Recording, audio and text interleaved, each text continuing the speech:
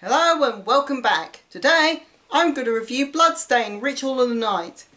Now I know this game seems more appropriate for October, but I already kind of had something else in plan for that, so yeah.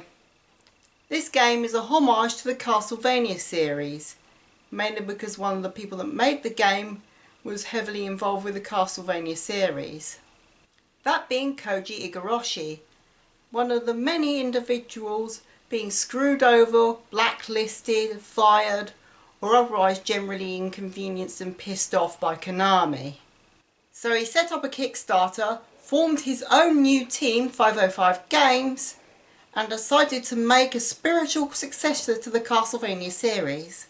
Now, donating a lot of money to a famous developer to create a spiritual successor to something he was famous for developing is a dubious investment at most. Bear in mind this was shortly after the Kickstarter infamy that was Mighty Number 9, a game whose title will go down in history as how not to do a Kickstarter. But not only did this game get released to decent reviews, but Koji, losing the money that was left over, decided to make an 8-bit style prequel game called Bloodstained Curse of the Moon. And a direct sequel to that that's also a prequel to this game. But that's enough trivia for today. Time to get into the game itself.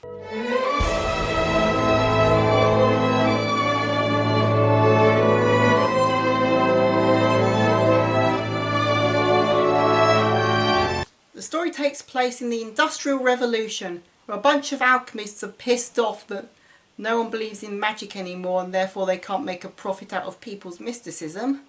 So they decide to perform a ritual using alchemically enhanced individuals called shardbinders and a book called a Liber Logaeth to summon a horde of demons.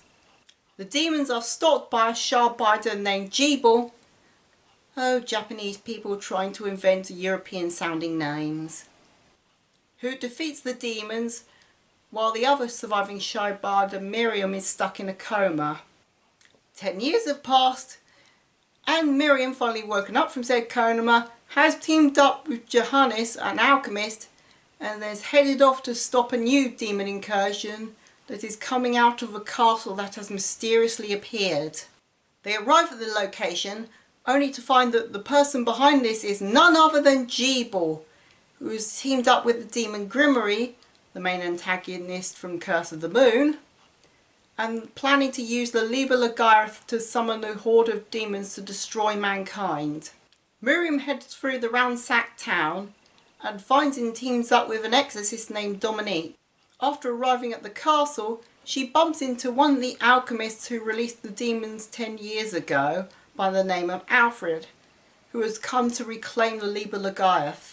She also encounters a samurai demon hunter called Zangetsu, who in the English version is voiced by none other than David Hayter. I guess it's only natural that the voice of Solid Snake joined in on the fuck Konami train, especially after they replaced him with Kiefer Sutherland. Miriam travels throughout the castle defeating enemies and bosses until she finally encounters Jeeble. However, if you fight Jeeble as soon as he becomes available, you get the bad ending. What you're supposed to do is kill a vampire lady, use her ability to drain a pool of blood, travel underneath that pool of blood and into an underground cavern, defeat one of the enemies in that underground cavern to gain the ability to travel through water and into a secret area where you fight Alfred. Use the ability to get there to travel to a different secret area where you defeat a boss that gives you the ability to flip gravity, go to one of the areas where you fought one of the previous bosses, flip the gravity, grab spike-proof armour, go near the entrance of the castle and use both abilities to get to another secret area, fight Zangetsu, get his sword, use that sword to slice the moon while fighting Jeeble to release him from Grimory's control, only for Jeeble to die anyway, travel to the garden, slice another moon to get into the demon realm, encounter Alfred who tells you that Dominique's been the one orchestrating this whole thing, and then he dies.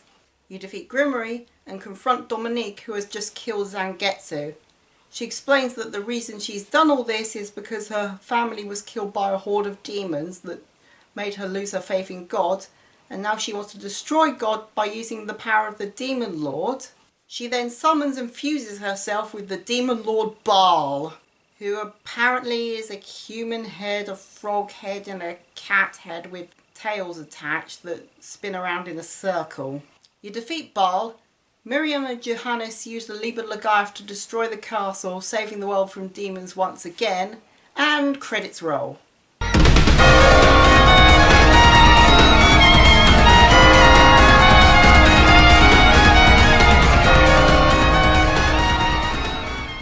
This game takes after the Metroidvania style of the Castlevania series, Castlevania Symphony of the Night being more specific. You travel all throughout the castle, enemies and bosses, and collecting demon shards from them that give you special abilities. You can collect all sorts of weapons and equipable items, either to suit your own gameplay style or to fit the certain scenario you're in.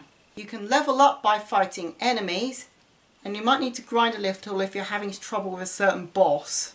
You can go to Johannes to craft things from items enemies drop, or to bake things from ingredients you gather. You can buy and sell items by visiting Dominique. You can visit the surviving members of the village and do side quests for them. Or you can change Miriam's appearance by visiting the demon barber named Todd. Thank goodness he doesn't sing. I played this game on the Switch, and while the controls worked well for the most part, the one I constantly had trouble with is the gravity flip ability. You have to push down then up and the B button at the same time, but you have to do it in a certain way, otherwise it won't work, and it's extremely frustrating to get it working during frantic boss fights that require it to be done very quickly. I don't know if these weird controls are just on the Switch or whether it's a recurring thing with other versions of the game.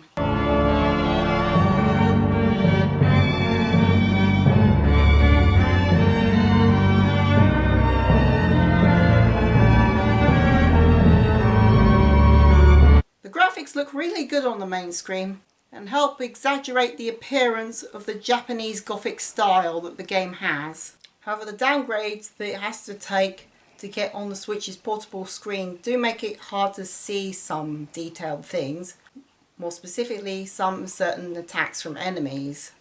And the music is catchy as hell and certainly reminds you of the Castlevania series. Damn, I'm starting to miss him already.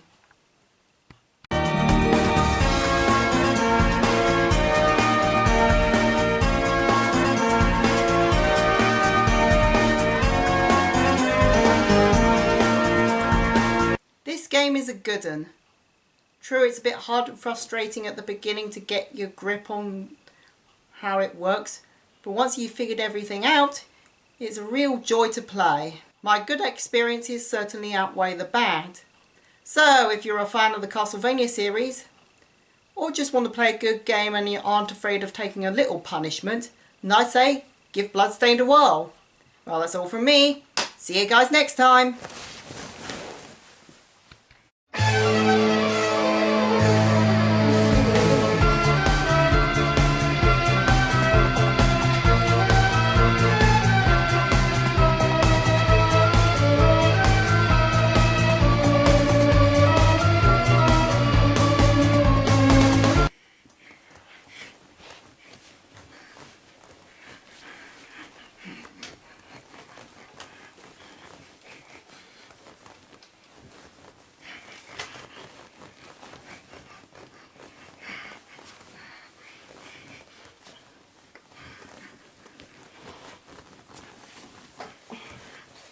You warmed up now? Hello and welcome back. Today I'm going to review Now, download